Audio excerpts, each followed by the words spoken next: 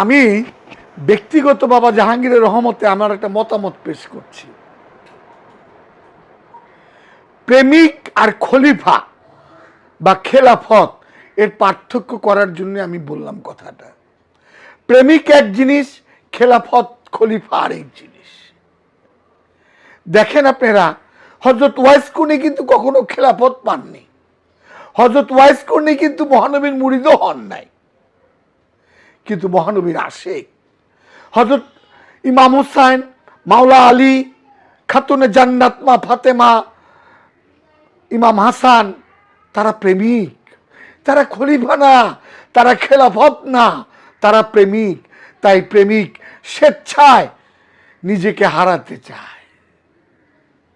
আজকাল চোখের সামনে দেখছি খেলাফত প্রাপ্ত বা ইতিহাস যারা বলছে তারা অধিকাংশই ক্ষমতার লোভী। আমার কথায় ভুল ত্রুটি হলে ক্ষমা দৃষ্টিতে দেখবেন। প্রেমিক ইমাম হুসাইন, প্রেমিক ইমাম হাসান, খাতুনে জান্নাত মা ফাতেমা প্রেমিক, ওয়াইস কর্ণী প্রেমিক, মাওলা আলী প্রেমিক।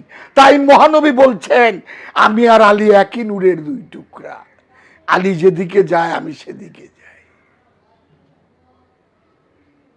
কেউ যদি আলীরে কষ্ট দেয় সে আমারে কষ্ট দেবে।